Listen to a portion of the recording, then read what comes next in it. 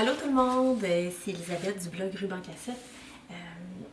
J'ai essayé d'écrire, suite à votre demande, là, les jouets que Henri et Paul possèdent, mais l'espace est tellement petit et j'en avais long à dire, donc j'ai décidé de faire une vidéo. Mais ce n'est pas quelque chose que je vais faire souvent car je déteste parler devant la caméra. Je suis vraiment très gênée en ce moment.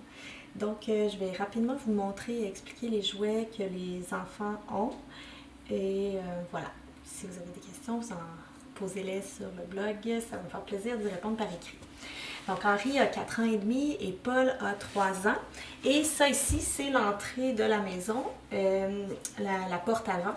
Et on a décidé de dédier l'espace pour les jouets pour l'instant. Comme ça dégage le salon et la salle à manger car ce n'est pas très grand. Et quand ils seront plus vieux, on leur fera une salle de jeu dans le sous-sol. Le sous-sol ne nous sert pas pour le moment. C'est tout un petit sous-sol, la moitié du carré de la maison. Ça va être parfait pour faire une petite salle de jeu. Donc, dans leurs jouets, c'était dans le fond, l'ancien propriétaire avait mis des tablettes dans l'entrée pour ranger les souliers. Et ça fait un espace vraiment parfait pour ranger les jouets dans des paniers. Et voilà, c'est tout disposé à la hauteur des enfants. Donc, parmi les jouets que Paul et Henri possèdent, il y a un set de trains en bois du Ikea. Ils ont reçu à Noël il y a déjà plusieurs années. Ils ont évidemment des paniers de véhicules. Alors ça, c'est une catégorie de jouets que je pense que tous les enfants, filles ou garçons, aiment. Quelque chose qui roule. Donc, les garçons ont un panier, 2 paniers, je dirais, de soit petite voiture, bonhomme, c'est vraiment toutes des choses usagées, random, mis ensemble. Alors on a des bonhommes Playmobil, des bonhommes Fisher-Price de notre enfance, le taxi de New York, un souvenir de voyage de grand-maman. Voilà, alors il y a des bonhommes, des voitures dans ça, ainsi que bon, un super beau camion pompier, un camion plus ordinaire, puis ils ont aussi un peu plus bas, un autre camion de pompier, un autobus et un vaisseau spatial. Donc ça, c'est les véhicules qu'ils utilisent beaucoup. Ils jouent avec ces véhicules-là et les bonhommes de façon vraiment impressionnante.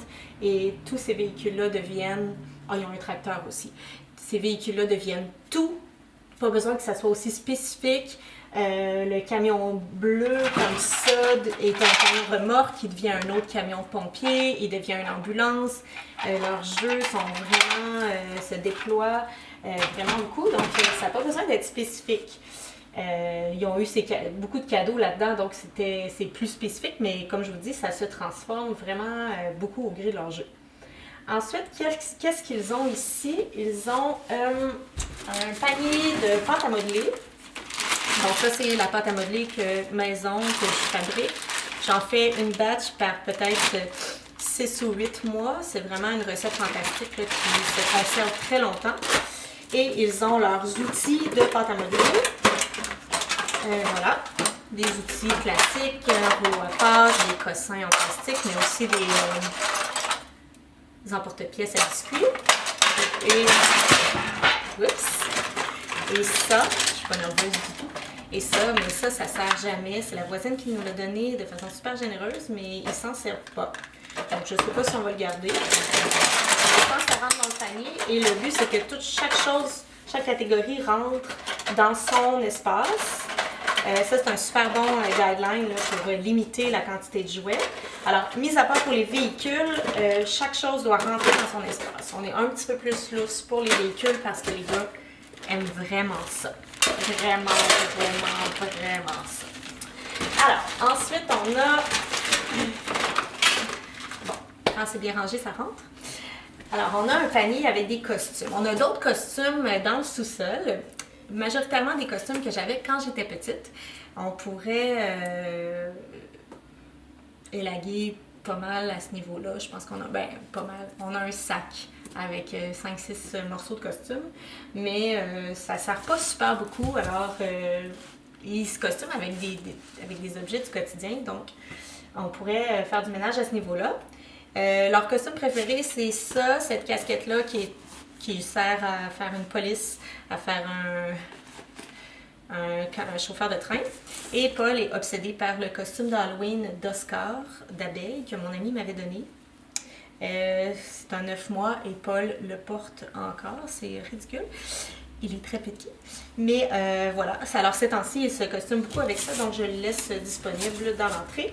Et ils ont aussi un chapeau de pompier qu'ils se servent tout le temps, mais il traîne sur le divan, mais normalement, il est rangé ici. Ils ont aussi une petite valise dans laquelle il y a des outils, mais aussi des instruments de docteur. Donc ça sert vraiment beaucoup à toutes sortes de jeux et j'avais pas d'espace pour mettre les outils, donc je les mets avec les choses de docteur et ils s'en servent de toutes sortes de façons. Encore là, ça c'est vraiment pas un essentiel parce que souvent ils vont prendre un autre objet par rapport pour jouer au docteur ou faire un outil. On l'a, donc on le garde pour le moment, ils s'en servent beaucoup. La seule chose qui m'énerve, c'est que le stéthoscope, c'est la chose avec laquelle il joue le plus, est brisé et j'essaie de garder aucun jouet brisé, rien de brisé. On le répare une fois par semaine avec du duct tape, ça tient pas. Alors éventuellement, j'aimerais bien peut-être le remplacer parce que c'est vraiment juste avec ça qu'il joue presque. Donc lui, ça me ferait plus de peine de le laisser aller, mais il est brisé. Donc il faut faire quelque chose à ce niveau. Ensuite, question comme jouet, ils ont une ferme. Bon, la classique ferme de notre enfance avec des animaux Schleich. Ils sont très très réalistes. Ils sont magnifiques, ils sont lourds. On peut faire les traces de pas dans la pâte à modeler. On peut faire des activités Montessori vu qu'ils sont très réalistes. On les aime vraiment beaucoup. Donc, ils ont une panoplie d'animaux. Et avec ces animaux-là, il faut que ça rentre dans la ferme. On arrête la quantité à ça. Avec ces animaux-là, ils font toutes sortes de jeux. C'est pas juste un jeu de ferme. Des fois, c'est des animaux domestiques dans leur jeu avec les bonhommes. Des fois, c'est des personnages dans leur jeu. Ça prend toutes sortes de formes. Là, c'est aussi des activités plus de motricité globale, comme cette planche en bois, une planche équilibre. C'était une super bonne idée au départ, mais elle ne sert vraiment pas beaucoup. Éventuellement, j'aimerais peut-être remplacer par une grande planche d'équilibre à la Waldorf. Je sais qu'avec ça, il jouerait vraiment beaucoup et il y a plus de possibilités surtout. Tu sais, ça peut devenir un pont, ils peuvent passer en dessus, par-dessus, ça peut faire un tunnel. Elle peut être plus facilement intégrée à des jeux imaginaires, en plus de vraiment mieux pratiquer leur équilibre. Elle était le fun, celle-là, pour un plus jeune âge, mais c'est pas quelque chose que je recommanderais d'avoir. Je pense pas qu'on va la garder encore très longtemps. Ensuite, ils ont une cuisinette. Alors, dans leur cuisinette, ils ont un panier avec de la nourriture en tissu et en bois, des ustensiles de cuisine que j'ai peints à la main dans un atelier que je donnais avant. Et bon, un peu de vaisselle. Là. Ça, c'est des trucs ramassés, usagés, là, puis on en a créé un ensemble. Là. On a toutes sortes d'ustensiles. Et un couteau en bois et une planche à couper dans ça aussi. Et des tissus pour faire nappe et trucs à pique-nique. Ça sert vraiment, vraiment beaucoup. Et ils ont une cuisinette en bois comme ça que j'ai trouvée dans un marché aux puces, qui est pliable, donc elle est fantastique. La cuisinette Ikea est super, super belle, mais elle prend trop d'espace pour chez nous. Donc, quand ils ont une période où ils jouent vraiment beaucoup avec la cuisinette, ben je sors ça, je mets ça sur un petit meuble. On a les petites, comme la tablette à Oscar, là, qui est un meuble comme en surplus qu'on utilise au gré des besoins. Donc, je mets ça dessus et dans l'espace en dessous, je mets le panier avec des tissus. Pour les périodes où ils jouent vraiment beaucoup, je le sors dans le salon. Sinon, il est toujours dans l'entrée, puis au gré de leur envie, ils le sortent, ils l'installent, ils jouent, ensuite ils le rangent. Ça bouge énormément, les jouets chez nous, ben pas les sortes de jouets, mais leur emplacement. On prend le temps souvent de les ranger adéquatement et différemment pour soit les inspirer à nouveau de jouer avec quelque chose, ça influence vraiment beaucoup leur jeu, ou tester, voir si on garde quelque chose. Ça marche vraiment bien aussi, on débarrasse souvent de trucs qu'après plusieurs essais, à leur mettre à leur disposition à nouveau, il joue pas avec, alors ça part. Des blocs. Ça, c'est des Duplo, on s'en sert plus. Je les avais rangés dans le sous-sol pour quand Oscar va être de cet âge-là. Mais des amis à moi sont venus l'autre fois, on les a ressortis et les gars les ont comme redécouverts. Donc, ils jouent avec un petit peu. Mais les gars ont une valise de Lego et ça sert plusieurs fois par jour pendant des très longues périodes. Donc, c'est vraiment ça leur jeu de construction actuel. Je leur laisse les Duplo encore quelques temps, mais bientôt ça va être rangé dans l'armoire en bas en attendant que Oscar soit rendu là. Et ça fait le tour des jouets. Ah, excusez, ils ont aussi une poupée. Très important, mais elle est dans le panier d'Oscar, comme j'avais dit dans mon billet de blog. Cette poupée-là, ils jouent avec tout le temps. Elle fait partie de tous leurs jeux imaginaires. C'est leur bébé, c'est leur petit frère. Ils jouent à papa-maman, ils jouent à frère et sœur. Ils jouent à bébé, ils jouent à... quand ils font les jeux de cuisinette, avec un toutou en particulier. Ça sert vraiment beaucoup. Ils sont très beaux à voir jouer avec leur poupée. Je pense que c'est vraiment important que garçons ou filles... En fait, je pense qu'on aurait des filles, on aurait exactement la même chose. Garçons ou filles, ça ne change pas grand-chose à cet âge-là, les intérêts. Bon, c'est sûr qu'une petite fille va peut-être jouer plus avec une poupée, mais je trouve ça vraiment important d'en donner une, ou au moins une, à mes enfants, garçons. Alors, ça fait le tour des jouets. Maintenant, ils ont des activités. Je fais une distinction entre les jouets et les activités. Les jeux, c'est vraiment pour les jeux imaginaires. Je les laisse complètement aller là-dedans et c'est magnifique. Je leur offre beaucoup de temps pour jouer comme ça. Mais ils aiment aussi faire des activités pour apprendre et pratiquer certaines choses de leur propre intérêt. Donc, je les observe, j'essaie de voir qu'est-ce qu'ils ont envie de découvrir et de leur mettre à disposition une activité en ce sens. Donc, ils ont présentement, Paul a 1, 2, 3, 4, 5, 6 casse-têtes. Des casse-têtes 24 à 36 à 48 morceaux. C'est les casse-têtes de Paul. Henri les a faites vraiment beaucoup. Henri n'a pas de casse-tête adéquat de son âge en ce moment et c'est quelque chose qu'on va demander à Noël, je crois bien, parce que les deux adorent faire des casse-têtes, mais Paul, avec ses 6 casse-têtes, passe des heures et des heures à faire ses casse-têtes. Il les fait tous, il les étend un à côté de l'autre, il les défait et il les recommence. Il adore ça. Henri a le jeu Château Logique, qui est vraiment génial. Vraiment génial, c'est un jeu de logique. Ils ont des modèles de châteaux de plus en plus difficiles à construire avec les tours et les blocs. Et Paul a eu à sa fête la même chose, mais en version un peu plus jeune. Il jouait avec Château Logique, mais Paul, ça ne l'accrochait pas. Mais ma mère lui a donné Jour et Nuit, qui est exactement le même principe, mais avec un arbre, des bonhommes et une maison. Et depuis qu'il a ça, il joue tous les jours avec. Depuis le mois de juillet, il joue tous les jours avec ce jeu-là. Il est super fier, il adore ça. Donc, c'est vraiment pas nécessaire d'avoir les deux, mais je les garde parce que les deux jouent avec les deux. On verra plus tard. Ils ont également un jeu de société, Lego Circuit. C'est vraiment le fun. Ça, on joue en famille de temps en temps et Paul n'est pas encore prêt à jouer tout seul avec Henri parce qu'il s'excite vraiment beaucoup, mais c'est un jeu de parcours avec le dé, t'attends ton tour, c'est vraiment bien pour apprendre à attendre son tour. Henri a le jeu des drapeaux, le coffret des drapeaux Montessori que je lui ai offert à sa fête l'année passée. Je suis un petit peu déçue. Il a joué avec beaucoup, il a fait vraiment beaucoup au début, mais il a perdu vite son intérêt, même s'il y a un gros intérêt pour la géographie. Donc, je l'ai rangé pendant un bon bout. Là, je l'ai remis disponible. Je vais voir qu'est-ce que ça va donner. Puis, je le rangerai à nouveau dans l'armoire si je vois que son intérêt n'est pas là en ce moment. Ensuite, ils ont les cartes d'animaux. Alors, normalement, c'est tout bien trié. Là, je l'ai laissé aller un petit peu, hein, la vie étant ce que c'est. C'est des cartes comme ça que tu peux trier vivant, non vivant, végétal, non végétal, des choses comme ça. Le cycle des animaux aussi, le cycle de certaines plantes. Puis, ils reçoivent à chaque 2 mois le National Geographic Little Kids, puis à l'intérieur, il y a des cartes à découper sur les animaux comme ça, donc ils sont aussi dans cette boîte.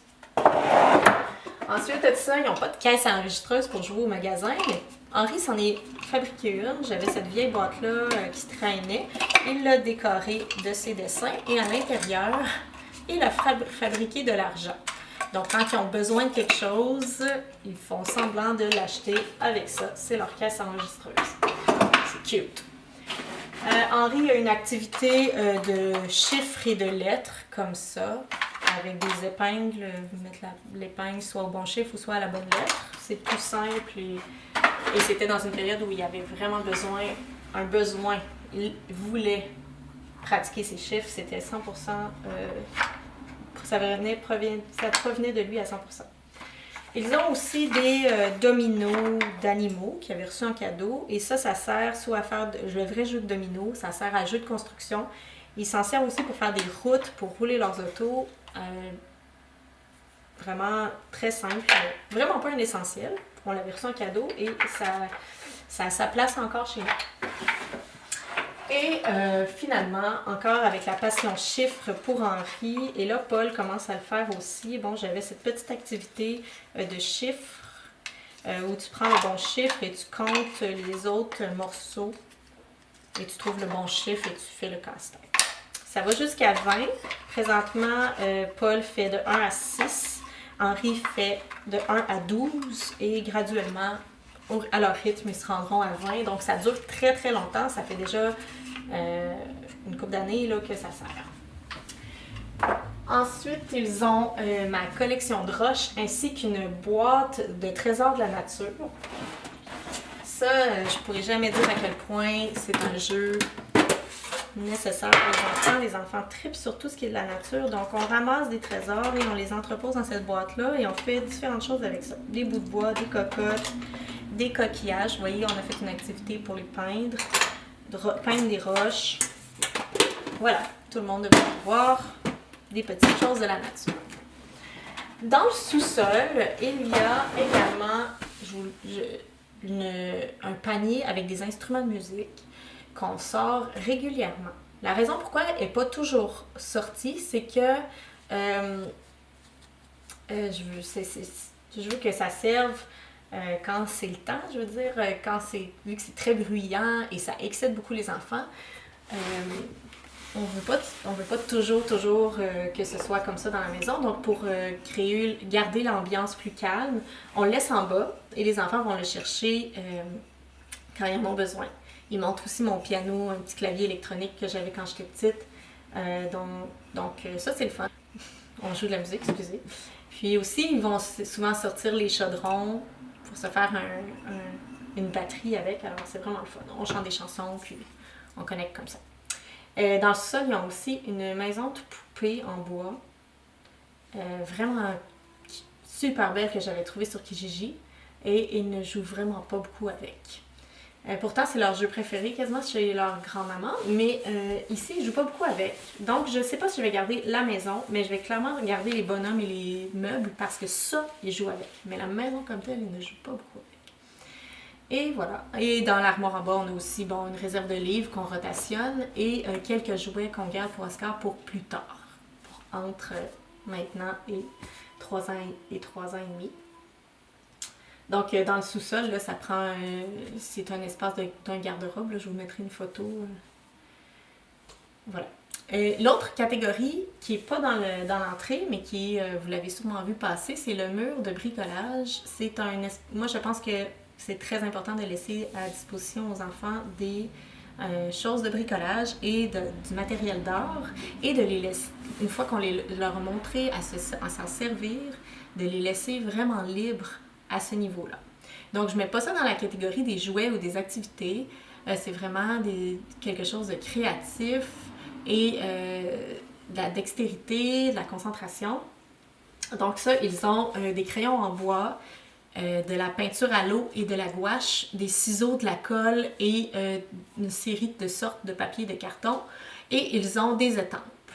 Grosso modo, ça c'est le matériel de base. Je n'aime pas les crayons feutres pour les enfants. Je trouve que la manipulation est moins intéressante. Ils ont à faire moins d'efforts pour dessiner. Peut-être ça peut amener leur intérêt au début, mais je trouve qu'ils en ont eu là, au fil du temps.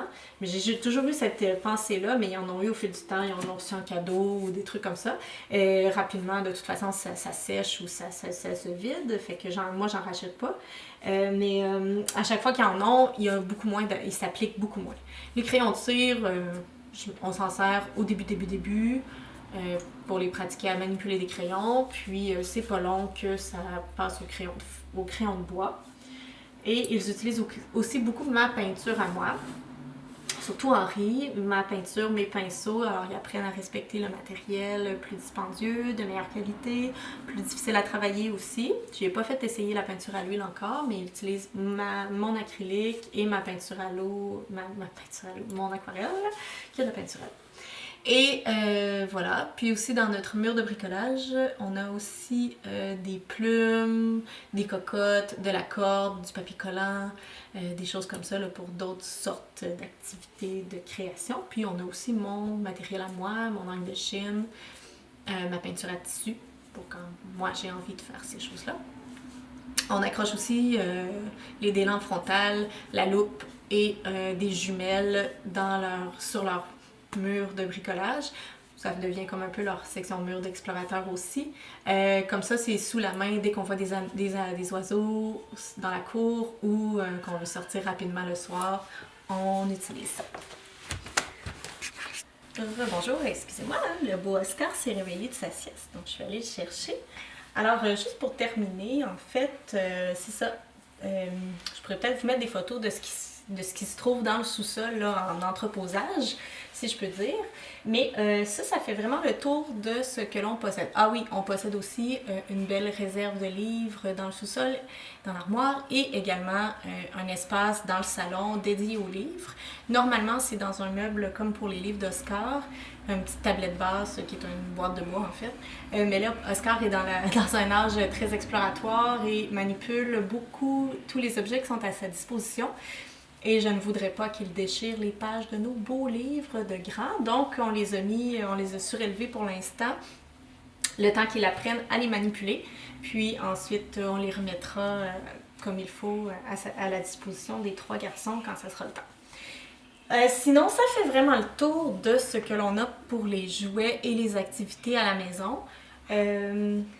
Bon, comme je disais pour Oscar, certains vont trouver que c'est beaucoup. Certains vont trouver que c'est vraiment pas beaucoup. Certains vont trouver même que c'est atrocement peu pour 3 enfants et que, mon Dieu, les enfants, est-ce qu'ils jouent? En fait, nous, on trouve encore que c'est trop. Comme je vous disais, graduellement, il y a toujours des choses qui s'en vont et plus on a d'enfants et plus on en élague. Pourquoi? Ben, tout simplement parce que les jeux des enfants, en fait, on réalise à chaque fois qu'on a un petit surplus, que les jeux sont moins agréables entre eux, il y a plus de conflits et ça ne sert pas ou ça sert à peine. Donc, ça ne justifie pas nécessairement de le garder quand ça sert une fois par mois. Puis que le reste du temps, ils jouent super bien ou ils font le même jeu exactement. Puis là, tout d'un coup, ils décident de l'utiliser, mais après ça, ils ne l'utilisent plus pendant 3 semaines, 1 mois. Mais ils font le même jeu, alors c'est comme pas nécessaire de le conserver dans ce temps-là. Ce que je trouve qui pourrait peut-être manquer dans leur jeu, c'est plus de morceaux de tissu pour faire des cabanes, des nappes, des choses comme ça. Ils en ont pas assez en ce moment, donc c'est très limité. Ils en ont un grand, puis souvent ils vont chercher des serviettes de table pour en faire plus, même pour faire des couvertures pour leur bonhomme. Alors, peut-être si je pouvais trouver quelques morceaux, quelques foulards dans les friperies ou des trucs de soie comme ça pourrait être un bel ajout. Mais sinon, ils ont vraiment tout ce qu'il leur faut pour vraiment s'amuser. Ils ont aussi un panier de blocs en bois. Il est présentement dans le sous-sol rangé parce qu'il ne servait pas. Je viens de m'en rappeler. Mais ils ont servi vraiment beaucoup, des super beaux blocs en bois et ils s'en servaient pas, donc je les ai rangés, puis je vais les ressortir pour créer une espèce d'engouement autour. Ça sert à faire des maisons, des routes, n'importe quoi. C'est un monde en soi, les blocs en bois, intégrés aux autos, intégrés avec les bonhommes, là, c'est vraiment le fun. Donc on verra quand on va le ressortir. sinon, ça fait vraiment le tour de ce que les enfants possèdent comme jouets. Dans leur chambre, ils ont un tableau à craie pour dessiner, acheté dans la super belle boutique sur mon X d'ailleurs. Mais c'est tout. Ils ont des livres et ce tableau-là. La chambre est minuscule, ça sert à dormir, à lire des livres, puis même à ça, ils jouent pareil dans leur chambre sans jouets. C'est ça. Ils n'ont pas d'autres jouets que ça. Et voilà, ça fait le tour. J'espère que ça vous a intéressé et que ça vous a inspiré à en tenir moins. Posez-moi vos questions, je vais lui prendre le temps de répondre adéquatement. Et dans le billet de blog, je vais écrire les catégories principales de jouets que je trouve nécessaires, même si je pense que des jouets, ce n'est pas nécessaire vraiment au développement des enfants. Il y a quand même des catégories de jouets vers lesquelles on peut se tourner là, pour mieux choisir, mieux enligner les cadeaux de la famille et se limiter aussi, faire le ménage puis s'en tenir à ces catégories-là. On va avoir un esprit minimaliste dans notre salle de jeu et garder nos valeurs importantes, ce qu'on veut offrir à nos enfants. Hey, moi, les vidéos, hein. Offrir à nos enfants et ne pas se sentir embourbé, envahi dans la maison. Et aussi, je veux absolument mentionner que le fait de ranger les jouets par catégorie dans des paniers comme ça, sur des tablettes, ça facilite le rangement chez l'enfant de façon magnifique. L'enfant, au lieu de faire des grandes distances vers son coffre à jouets, puis tout sacré dans son coffre, que tout se mélange, que ça se brise, que ça n'a plus aucun sens, si je peux dire, quand c'est tout dans le coffre. Le fait de ranger ça comme ça, il prend le panier, il va où est-ce qu'il a sorti ses jouets, il les remet dedans, il le ramène, il range sur la tablette, ça lui prend juste quelques minutes, c'est super facile.